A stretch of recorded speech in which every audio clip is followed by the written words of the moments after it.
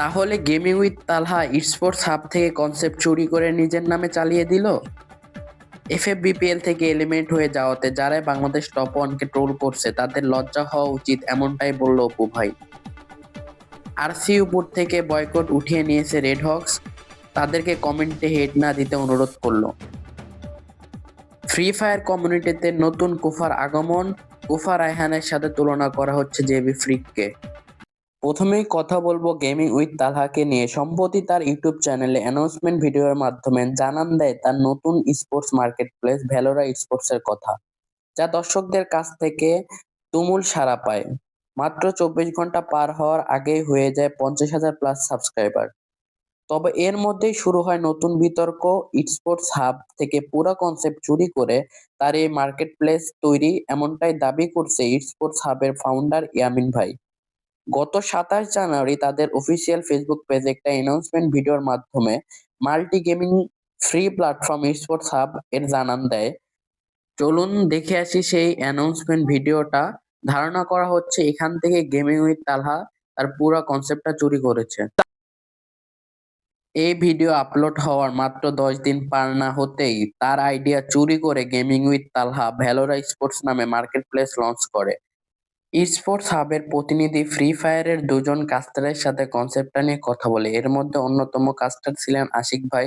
ধারণা করা হচ্ছে উনি ব্যাপারটা নিয়ে তালহা ভাইয়ের সাথে কথা বললে সেখান থেকে কনসেপ্টটা নিয়ে সিম্পল এআই এর প্রম্পট ব্যবহার করে ভ্যালোরা স্পোর্টস এর এই প্রিভিউটা তৈরি করেছে বলে জানিয়েছে স্পোর্টস হাবের প্রতিনিধি ইয়ামিন ভাই। তার মুখ থেকে আরো বিস্তারিত জানবো ভিডিওতে। চলেন, এই হচ্ছে তাদের সাইট। এখন দাবি করবে যে এই সাইটটা অনেক দিন হয়েছে, অনেক দিন না ছাড়া তো আর এটা রিলিজ করতে পারে নাই। তার অডিয়েন্স আছে ভালো, যাই হোক রেজিস্ট্রেশন ফাংশন বানাইছে। তো লজিকগুলো দেখেন, এখানে কিন্তু একটা প্লেয়ারও কাজ করে না, একটা ফাংশনে কিন্তু কাজ করে না, সরি, তো একটা ফাংশনে কাজ করে না, ঠিক আছে। জাস্ট এইচটিএমএল-তে প্রিভিউ বানিয়ে রাখছে। এই প্রিভিউ তো আমার কাছেই আছে, আমিও তো নিজে প্রিভিউ বানিয়ে রাখছি। তো প্রিভিউটা আমি শেয়ার করবো কিসের জন্য? কারণ প্রিভিউ শেয়ার করে তো কোনো লাভ নেই। তো আমার জন্য টাইমিং ওয়েটিংটা ছিল যে পুরো ফাংশন ডেভেলপ করার পর রিলিজ করব। দেন জাস্ট আমি প্রিভিউগুলো বিভিন্ন আউটপুটে শেয়ার করছি যাতে মানুষ বুঝে, এটার সেক্টরটা বুঝে কীভাবে করা লাগে না করা লাগে। দেখেন, একটা কিছু জিনিসও কিন্তু কাজ করে না। এই প্রিভিউ ভাই আমার কাছে ফাইন না আছে।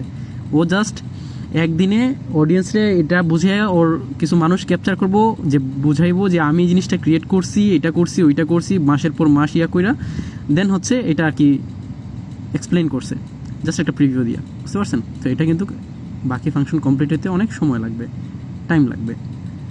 খারাপ লাগে যে একটা পার্সন এত বছর ধরে এটা নিয়ে চিন্তা ভাবনা করতেছে, এই প্ল্যাটফর্মটা বিল্ড করতেছে, আমরা সবাই তাকে সাপোর্ট করি, এটা করি সেটা করি, সেটার চিন্তাধারা থাকতে পারে।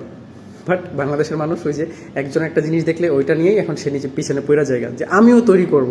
ভাই তৈরি তো 10টা করতে পারবেন, কোনো প্রবলেম নেই কা, কিন্তু একটা জিনিস রিয়েলাইজ করেন, আপনার 10টার মধ্যে সেই অডিয়েন্সগুলোর আপনি 10টা জায়গার মধ্যে ঘুরাইতেছেন, অডিয়েন্সের একটা প্রেশানি করতেছেন। আপনার এরকম কিসের জন্য ভাই? আমার জাস্ট এই একটা প্রশ্ন, আপনারা এরকম কিসের জন্য? আমরা কিসের জন্য কাজ করতেছি? আমরা হচ্ছে অডিয়েন্সের একটা জায়গার মধ্যে কানেকশন করার চেষ্টা করতেছি যাতে আমরা ভালো কিছু প্রোভাইড করতে পারি, দেন সবার কাছে এটা ইজিলিভাবে পৌঁছা যায়। এখন আপনি কালকে একটা প্ল্যাটফর্ম তৈরি করতেছেন, কালকে আমি করতেছি, কালকে আরেকজন করতেছে, হয় বানাইছে আমিও বানাইতে পারবো না, কালকে এরকম বানাইলে তো 10টা প্ল্যাটফর্ম হয়েই যায়। বাট এই থিঙ্কিংগুলো কিন্তু বাংলাদেশের একটা মানুষের ছিল না। যেহেতু আমার বাইরের দেশে ক্লিয়েন্ট আছে, অ্যাজ এ লাইক ফ্রিল্যান্সিং করি, সফটওয়্যার ডেভেলপমেন্ট করি, যে অ্যাজ এ জুনিয়র ডেভেলপার হিসাবে বা ওয়েব ডেভেলপমেন্ট করি, একটা আলাদা আমার থিঙ্কিং চিন্তাধারা অনেক বছর ধরে ছিল যে আমরা যদি এরকম একটা বেস করি তো আমাদের একটা কিছু একটা হইব, আমাদের বাংলাদেশে একটা কিছু সম্মান পাবো, বা আমরা একটা প্রেজেন্টেশন করতে পারবো যে আমাদের একটা বেস আছে, আমাদের এই বেসের মধ্যে সব ডাটা পাবেন। তো এই যে রিসেন্টলি কিছু জিনিস আইডিয়া শেয়ার করলাম, হ্যাঁ শেয়ার করাটা আসলে ভুল না। অনেকে বলবো যে ভাই আপনি কাজ করছেন, আইডিয়া শেয়ার করলেন কিসের জন্য? ভাই দেখেন, আমি হচ্ছে নিজের স্বার্থের জন্য কিছু করতেছি না। এখন আপনি একটা সেক্টরে কাজ করতেছেন বা আপনি একটা জায়গায় আছেন, আমি আপনার ডাক দেবো, ভাই আসেন, আচ্ছা শুনে যান আমি এরকম প্ল্যানিং করতেছি, বা আপনারা এই জিনিসটা অ্যাপ্রিসিয়েট করবেন কীভাবে, আমার তো জানাইতে হইব। আপনাদের এই জিনিসটা এক্সপ্লোর করে আমার জানানো উচিত, তাই না? সেই ক্ষেত্রে আমি করছি, তো সেটাও প্রবলেম নাই কা। তো এখন দেখলাম কয়েকটা নিউজ, ইভেন আর কয়েকটা জিনিস দেখছি, সেটা আমি নাম উল্লেখ করে নাই বলি। তো বিভিন্ন সোর্স কপি করা থেকে, তারপরে হচ্ছে এই প্ল্যাটফর্মের থিঙ্কিং যে ফাংশনগুলো ডেভেলপমেন্ট করা নিয়ে, সেই ফাংশনগুলো নিয়ে আরেকটা সাইট লঞ্চ করার ব্যাপার নিয়ে কথা চলতেছে। তো মূলত একটা কথা বলি, আপনারা হচ্ছে আমার সোর্স কপি করতে পারেন বা আইডিয়া থিঙ্কিং আমার যে ট্রেজার আছে ট্রেজার থেকে কিছু ধারণা নিতে পারেন, বা আমি যে ডেমোগুলা কিছু পাবলিক করছি কিছু পার্সনের মাধ্যমে আপনারা পাইতে পারেন বা নিতে পারেন। আমি কারোর নাম উল্লেখ করতেছি না, কারোকে ইনভলভ করতেছি না, আপনারা নিতে পারেন কিন্তু একটা জিনিস চিন্তা করেন, বেশি কতদিন চালাইবেন? হায়েস্ট আপনার ওই থিঙ্কিং ব্রেন যতদিন পর্যন্ত যাইতেছে ওই টপিক্সের উপরে ততদিন। বাট আমার থিঙ্কিং এতটুকু মাথায় রেখেন যে আমার থিঙ্কিং নলেজ হচ্ছে গত 6 থেকে 7 বছর পর্যন্ত, আর 2 বছর পর্যন্ত এর ফাংশনগুলো আমি ডেভেলপমেন্ট করছি, কীভাবে ফাংশনগুলো প্রয়োজন, কীভাবে ফাংশনগুলো দরকার মানুষের, সেটা আপনি একদিনে করে ফেলাম নাই। আপনি হয়তো আপনি ইজিলি নলেজটা পাইয়া লাইলেন, একজনকে বইলা দিলেন ভাই আমার এরকম বানায় দেন, আপনি গেমার, আপনি কিন্তু ডেভেলপার না। আর আমরা ডেভেলপার, আমরা ফাংশন ক্রিয়েট করি, ঠিক আছে?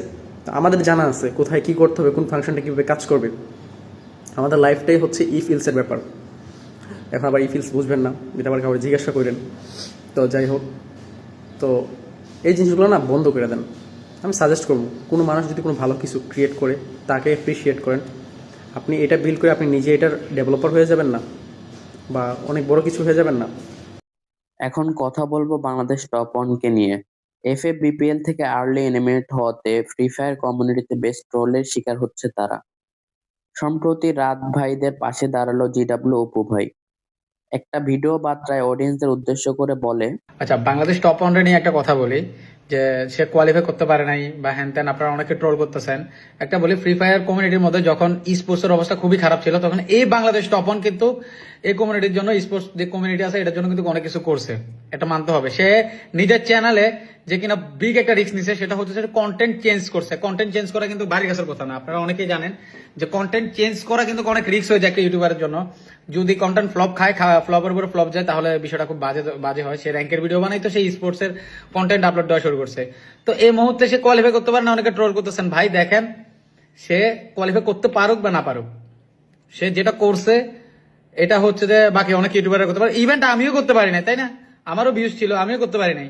তো যাই হোক, আপনারা যারা এখন হয়তো ওরে নিয়ে ট্রোল করতেছেন, ভাই লিটারালি লজ্জা করা দরকার। সে ট্রাই করতেছে, একটা না, দুইটা না, তিনটা না, 1000 টুর্নামেন্টও যদি সে হারে তাও সমস্যা নেই। ট্রাই করতেছে ভাই, একটা মানুষ ট্রাই করতেছে বেটার কিছু করার জন্য। আমার দৃঢ় বিশ্বাস ইনশাল্লাহ সে পারবে। সে যখন পারবে, সে যখন করবে, তখন ভাই সিনটা দেখার মতো হবে। আমি এই জন্যই ভিডিওটা বানাইতেছি, কারণ আমি দেখতেছি অনেকে ট্রোল করতেছেন, অনেক ভাবে এই সেই করতেছেন। ভাই এটা বন্ধ করেন। এখন হচ্ছে যে সাপোর্ট করা দরকার তারে, না যে মানসিক ভাবে না, সে আসলে কিন্তু ট্রাই করছে, এমন না যে কেউ খারাপ খেলে ইচ্ছে করে। যাই হোক, আমি ভাই একটা কথাই বলবো, সে যা করছে স্পোর্টস কমিউনিটির জন্য, অনেক ভালো ভালো ইউটিউবাররা করতে পারেনি। আরসি এর পেমেন্ট সংক্রান্ত ঝামেলা মিটমাট হওয়ার পর তারা প্রতিশ্রুতি দিয়েছে যে এ ধরনের কার্যক্রম থেকে পরবর্তীতে বিরত থাকবে। তাই তাদের থেকে বয়কট উঠিয়ে নিয়েছে রেড হকস। পাশাপাশি অডিয়েন্সদের অনুরোধ করেছে তারা যেন কমেন্টে হেড দেওয়া থেকে নিজেদেরকে বিরত রাখে। এবার শেষ টপিক। কমিউনিটিতে আগমন হয়েছে নতুন কুফার। জেবি ফ্রিক 22 কে তুলনা করা হচ্ছে কুফা রায়হানের সাথে। সবকিছুর সূচনা ঘটে তানভীর ভাই যখন বাংলাদেশ টপ ওয়ান কে সাপোর্ট করে, আর অমনি এফএফবিপিএল থেকে এলিমিনেট হয়ে যায় বাংলাদেশ টপ ওয়ান। সবচেয়ে আশঙ্কার খবর এবার শোনা যাচ্ছে বাংলাদেশ টপ ওয়ানের পর এবার রেড হক স্পোর্টস কে সাপোর্ট করছেন জেবি ফ্রিক। তবে কি এফএফবিপিএল থেকে এলিমিনেট হতে চলছে রেড হকস? এই ছিল আজকের ভিডিও। ফ্রি ফায়ার কমিউনিটিতে সকল ধরনের নিউজ আপডেট, কন্ট্রোভার্সি সম্পর্কে জানতে পাশে থাকুন। ধন্যবাদ।